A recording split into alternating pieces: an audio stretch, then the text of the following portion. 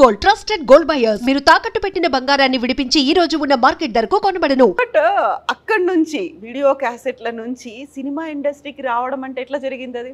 అది దాని తర్వాత ఇక వీడియో క్యాసెట్ పెరిగింది. టోటల్ మేము వాళ్ళ near about 400 to 500 movies rights కూడా తీసుకున్నాను. So video rights video cassettes చాలా అక్కడ ఇదండి. ఇట్లానే జోక్గా చలో మనం ఒక ఫిలిం కూడా చేయాలని ఒక కోరిక ఉండే. ఫిలిం చేస్తే ఎట్లా ఉంటుంది దానికి స్టడీ చేశాను. ఆ టైంలో మళ్ళీ నాకు కృష్ణారెడ్డి పరిచయంలో వచ్చాడు. సో మేము ఇద్దరం కలిసి ఏం చేయాలి, ఒక పిక్చర్ చేస్తామని first we are started movie of Kobbari Bondam. So video క్యాసెట్లు రెంట్ ఇవ్వడం దగ్గర నుంచి ఒక లైబ్రరీ మెయింటైన్ చేశారు, లైబ్రరీ నుంచి ఒక సినిమా తీయాలి వచ్చేసాను. దేంట్లోనూ మీకు పరిచయం లేదు, దేంట్లోనూ మీ ఫ్యామిలీ మెంబర్స్ లేరు, ఇలాంటి బిజినెస్ లో మీ వాళ్ళు ఎవరు నేను ఒక్కనే చేశాను, ముందు నుంచి లేరు, ఎవ్వరు లేరు, ఈ బిజినెస్ లో లేరు, ఈ టెక్నాలజీ లేరు, అంతా నేనే చేశాను. సో ఈ ఆలోచన లైబ్రరీ దాకా ఓకే, అక్కడ నుంచి సినిమా ఇండస్ట్రీకి పోవాలి, నేను ఒక సినిమా తీయాలి అనుకుంటే అప్పుడు ఇప్పుడంటే కోట్లు అయింది, అప్పుడు లక్షల్లో అయినా ఉంటుంటుంది. లక్షల్లో అయిపోయింది అది. Just Kobbaribondam only 50 lakhs. అసలు మీకు దానికి సంబంధించి ఎలాంటి పరిచయం లేకుండా ఒక సినిమా తీయాలి ఆ టైంలో నాకు కృష్ణారెడ్డి ఫ్రెండ్ అయింది కదా. సో కృష్ణారెడ్డి మేము అందరం డైలీ కూర్చుని ఒక డిస్కషన్లో ఇట్లా చేస్తే ఎట్లా ఉంటుంది, okay will take it risk అని తీసుకున్నాను. ఆయన ఎలా ఫ్రెండ్ అయ్యారు? ఆయన వచ్చేవాళ్ళ మీ దగ్గరికి? ఆయన మద్రాసులో ఉంటుండే.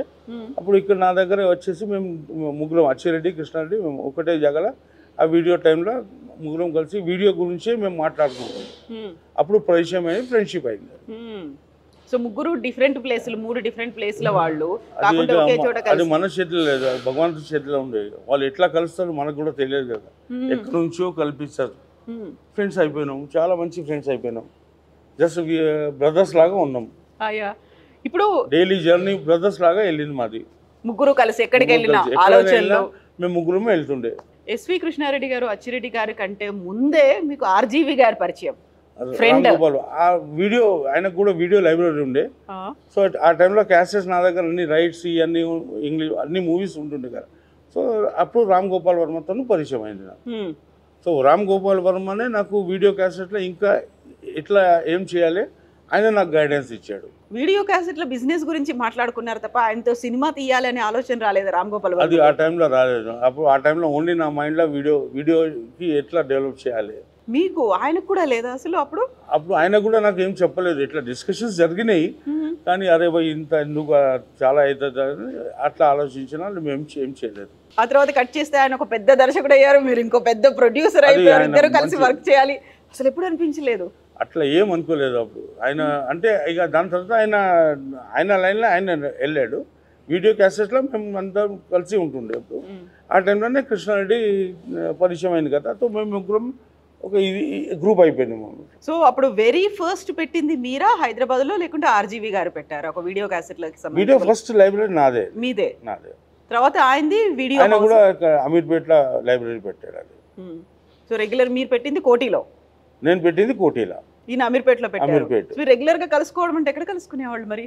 ఇక్కడే నేను ఆయన దగ్గర వెళ్తుండే, ఆయన నా షాప్లో వస్తుండే, ఫ్రెండ్షిప్ అయింది అది.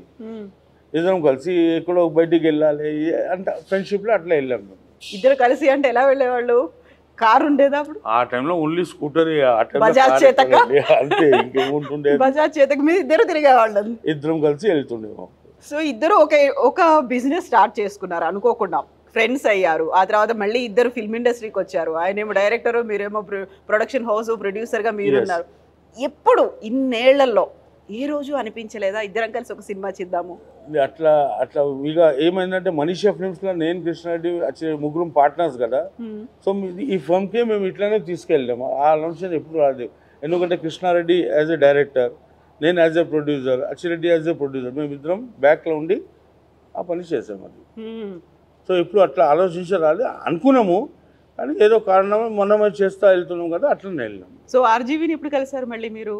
ఆ తర్వాత చాలాసార్లు, దాని తర్వాత చాలాసార్లు కలిసాను. షూటింగ్ టైంలో నేను కూడా వెళ్తుండే, అంతా మాట్లాడుకున్నాం. దాని తర్వాత ఒక టైంలో మళ్ళీ ఆయన బాంబే వెళ్ళాడు కదా, అక్కడ కొంచెం కట్ అయింది. మళ్ళీ బాంబే వెళ్ళి ఆయన హిందీ ఫిల్మ్స్ చేస్తుండే. సో మళ్ళీ మేము ఇక్కడ నాకు వేరే బిజినెస్ అన్ని దానిలో ఇన్వాల్వ్ అయ్యి తక్కువ అయిపోయింది. సో ఇప్పుడు మేము విన్నది, మీరు సినిమా తీయాలి అనుకున్నప్పుడు కేవలం అక్కడ వీడియో లైబ్రరీ పెట్టుకొని దాంతో వచ్చిన డబ్బులతోనే మీరు సినిమా తీయలేదు, మధ్యలో మీరు ఇంకొక పని కూడా చేశారు. అది చెప్పట్లేదు మీరు. అది హార్స్ రేసింగ్ అండి. అది ఎందుకు చెప్పట్లేదు? అది అది నా హాబీ ఉండేది సార్. హార్సులు ఎన్ని ఉండేవి ఇంట్లో? నా దగ్గర ఐ థింక్ 60 to 70 హార్సెస్ కొన్నాను. అన్ని మరి అంత పెద్ద ప్లేస్ కూడా కావాలి కదా దానికి. మరి ప్లేస్ అక్కడ రేస్ కోర్స్ లో ఉంటుంది, అందులోనే ఉంచేసేవాళ్ళు. మనకు ఏం అవసరం లేదు అది. అది హార్స్ నాకు at the age of 14 to 15 ఏజ్లోనే నాకు హాబీ ఉండే, రేస్ కోర్స్ వెళ్ళేవాళ్ళు. ఓకే. ఆ టైంలో మీ చిన్న చిన్న బెట్టింగ్లు 20 రూపీస్ 40 రూపీస్ అట్లా బెట్టింగ్ చేస్తుంటుండే. అక్కడ నాకు కొంచెం లక్ అక్కడ కూడా వచ్చింది నాకు. ఓకే. వెరీ ఫస్ట్ హార్స్ ఇట్లానే జోక్ అయింది. అది రేస్ కోర్స్లో ఒక హార్స్ ఆప్షన్కి వచ్చింది. ఓకే. ఆప్షన్కి వస్తే చలో ఇది హార్స్ మనం తీసుకుంటామా లేనా అని ఆలోచించాను. ఆప్షన్లో 2000 5000 అట్లా వెళ్ళింది. ఇక లేదు ఈ హార్స్ ఎట్లన్నా నేను కొనుక్కోవాలి అని ఒక నాకు మైండ్లో థాట్ వచ్చింది. ఆ గుర్రం కొంచెం కుంటిగుండే ఎవరు పార్టిసిపేట్ చేయలేదు. కుంటి గుర్రాన్ని మీరు కొనుక్కోవాలనుకున్నారు? అది బస్ ఇట్లానే అనుకున్నాను. సో అక్కడ నాకు ఒక కాంపిటీటర్ వచ్చాడు. 30,000 40,000 15 అంటే నేను ఒకటేసారి 70 అని చెప్పేశాను. 70,000 ఆ 70కి నాకు వచ్చేసింది. ఇక తీసుకున్నాను. నేను ఏం చేయాలి నాకు అలా అర్థం అయితే లేదు, ఫస్ట్ టైం కదా అది. దాని తర్వాత నాకు ఒక ఫ్రెండ్ ఉండే శర్మ అని, ఆయన నాకు గైడెన్స్ ఇచ్చి ఇట్లా నువ్వు తీసుకోగలరా, ఓకే నేను కూడా దీంట్లో పార్ట్నర్ అవుతాను, మనం ఈ పర్టికులర్ ఈ ట్రైనర్కి ఇచ్చేస్తాము, చూస్తాం ఏమవుతుందో. ఆ ట్రైనర్కి మేము ఇద్దరం కలిసి ఇచ్చేసాము. ఇచ్చేస్తే ఆయన ఒక 3 months దాకా రెడీ చేశాడు. ఆ గుర్రంకి మంచిగా అయిపోయింది, ట్రైనింగ్ ఇచ్చారు. ఎస్. ఆ హార్స్ పేరు కూడా మేము ఏం చేసామంటే Manisha's master. Okay. Manisha's master పెట్టేసి ఒక 3 months తర్వాత దానికి ఒక రేస్లో రన్ చేపిస్తే ఆ ఫస్ట్ టైంలోనే అది గెలిచిపోయింది. అది రేస్ గెలిచింది. అది కుంటి గుర్రం, మళ్ళీ కుంటి గుర్రం, అది గెలిచిపోయింది. మీరు అసలు 2000 నుంచి 70,000 పెట్టుకున్నారు. అదొక రిస్క్ అనుకుంటే దాన్ని వెరీ ఫస్ట్ టైం రేస్లో దించారు, అది ఇంకో రిస్క్. మళ్ళీ అది గెలుచుకోవడం ఏంటి అదంతా? అది ఏమో సడన్, నాకు కూడా తెలియదు. అది సడన్, అది మేము కూడా అనుకోలేదు ఇలా గెలుస్తుందని. అది ఇక ఏం ఎక్కడి నుంచి ఆ మ్యాజిక్ వచ్చిందో ఏమో గెలిచిపోయింది. అది గెలిచిపోయిన తర్వాత అక్కడ మళ్ళీ ఇంకా రేసింగ్లో ఇంట్రెస్ట్ వచ్చింది. సో ఇంకొకటి తీసుకుంటాం, ఒకటి తీసుకెళ్ళాను. అలా 60-70 గుర్రాలు ఉండేవి మేము. అంటే ఒక్కటే టైంలో లేదు, అది ఒక టైంలో ఇక 10 వచ్చినాయి, దానిలో 2 రిటైర్ అవుతాయి, మళ్ళీ 2 కొనుక్కున్నాం. ఇలా 10-12 హార్సెస్ మెయింటైన్ చేశాం. సో ప్రతిసారి రేస్లో గెలిచేవాళ్ళ మీరు? ఎవ్రీ టైం నాకు అది రేస్లో చాలా నాకు లక్ జరిగింది. నేనేం పెడితే అది గెలుస్తుండేది. యూజువల్గా గుర్రాల రేసింగ్ ఇలాంటి చాలా మంది లూజ్ అవుతారు, కానీ నాకు అక్కడ తిరిగి వచ్చింది. ఇక్కడ లూజ్ అవడమే కాదు, ఆర్థికంగా కూడా చాలా నష్టపోయిన వాళ్ళు ఉన్నారు, అప్పుల చాలా ఉన్నారు, చాలా. అది దానికోసం నేను ఎవరికి సజెస్ట్ చేయను మీరు రేసింగ్లో. అది నాకు సడన్గా వచ్చింది, వెళ్ళింది, నాకు మంచి అయింది. దాంతో మనీషాస్ మాస్టర్ దాని పేరు. ఫస్ట్ గుర్రం నా మనీషాస్ మాస్టర్. ఆ పేరు ఎందుకు పెట్టాలనిపించింది? సో ఆ టైంలోనే మనకు మనీషా ఒక బ్రాండ్ అయింది కదా. సో ఫస్ట్ వీడియో లైబ్రరీ కూడా మనీషా రెడ్డి ఇద్దరం డిస్కస్ చేసుకుని వీడియో లైబ్రరీకి ఏం పేరు పెట్టారు మరి మీరు? మనీషా వీడియో. తర్వాత మనీషాస్ మాస్టర్ తో లక్ వచ్చింది. మనీషాస్ మాస్టర్ ఈ గుర్రం పేరు పెడతామని మనీషాస్ మాస్టర్ పెట్టేస్తాం. ఆ తర్వాత మనీషా ఫిల్మ్స్, మనీషా ఆర్ట్స్. మనీషా అనేది మీకు లక్కీ చామ్. మనీషా నా డాటర్ పేరు. She is very lucky for me. So తన పేరు ఎందుకు పెట్టాలనిపించింది మీకు? అది ఏమైందంటే మనీషా అని ఒక హరిద్వార్లో మనీషా దేవి టెంపుల్ ఉంది. ఆ టైంలో నాకు 2 కుర్రాళ్ళు ఉన్నారు, 2 అబ్బాయిలు. మాకు ఒక ఇష్టం ఉండే ఒక అమ్మాయి కావాలి అని. సో అక్కడ నేను కోరుకున్నాను, పోయి ఒక అమ్మాయి నాకు కావాలి అని మొక్కున్నాను. నీ పేరు పెడతా అనుకున్నారు అంతేనా? అప్పుడు అనుకోలేదు, ఒక అమ్మాయి కావాలి అని అనుకున్నాం. 1 year తర్వాత ఒక బేబీ గర్ల్ పుట్టింది. దీనికి మనీషానే పెట్టాలి, ఎందుకంటే 1 yearలోనే వచ్చింది. అట్లా నాకు దాంతో చేసి మనీషా పెట్టేశారు. అట్లా అమ్మవారి అనుగ్రహం కలిసి వచ్చింది మీకు ప్రతి చోట అట్లా కలిసి వచ్చింది. ఆ తర్వాత మనీషా ఫిల్మ్స్ పెట్టుకున్నారు. అవును, అప్పుడు మనీషా వీడియో నుంచి మనీషా ఫిల్మ్స్. ఇప్పుడు రేసింగ్ లో వచ్చినటువంటి డబ్బులు అవన్నీ వచ్చిన లాభాలు అన్ని దానిలో ఇక్కడ కన్వర్ట్ చేసాం.